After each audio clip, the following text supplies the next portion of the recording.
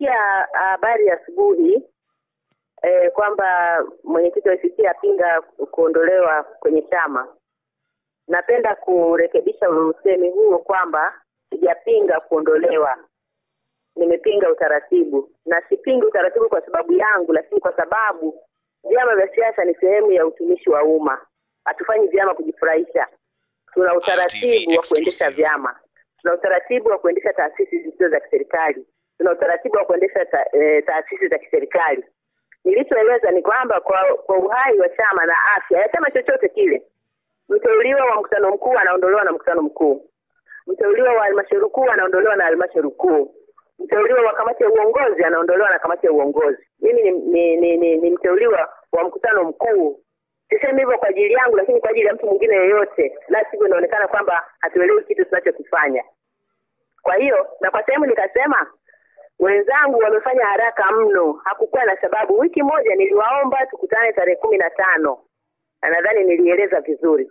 Tukutane tarehe 15 ili tuweze kuweka utaratibu jinsi ya kuendesha shughuli zetu, kwa sababu hata rais aliyeniteua hakuniambia ondoka ACT uje huku ndio nikuteue. Tena ameniambia sana sitotaka kufikia unafanya mikutano ya kisiasa kwenye ofisi ya mkuu wa mkoa, kitu ambacho sio sahihi kwa namna yoyote ile. Kwa hiyo hata wa chama kingine chochote wakitaka kuonana na mimi watapanga mahali, kama jana wa CCM wamepanga kwao, nimeenda kwao. Wa Chadema wakitaka nitaenda kwao. Wa ACT wakitaka nitaenda kwao. Na yeyote mwingine TLP na wengine, hapa kuna vyama karibu vyote. Sema tu labda havisikiki vyote. Kwa hiyo hilo ndilo hata mteuzi anaelewa. Sisi hatakuwa na sababu ya kufanya haraka vile. Hata kama ni kutoana na kupeana nafasi, wa makamu mwenyekiti yupo bara, makamu mwenyekiti Zanzibar yupo, na wote ni watu wenye uwezo.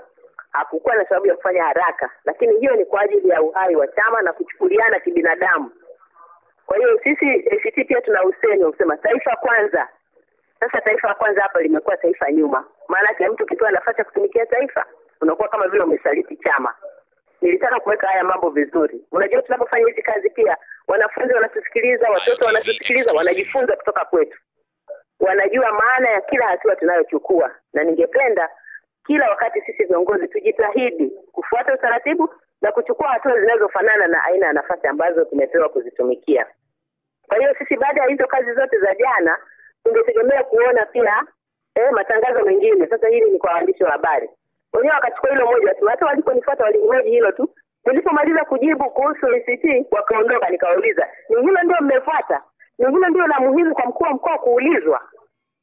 Hata kwa waandishi wa habari nini? Mwe mnatafuta habari za kutusaidia kujenga. Hiyo habari ya mimi kuondolewa kwenye chama hicho ni chama tu, ni chama changu. Niondolewa nisiondolewa hakina tatizo, sijiondolewa wanachama. Unaona Kwa hiyo nipo, lakini waandishi wanachukua hicho tu. Hawaulizi tumeenda kuona majeruhi, hawaulizi tumekamata magari ambayo yanavuta chakula bila vibali, na mengine yana vibali vya ndani lakini wanapeleka chakula nje, kila hawaulizi. Tumefanya vitu vingi sana jana vya maana kabisa ambavyo ni vya muhimu kwa watu wa Kilimanjaro na Tanzania kujua.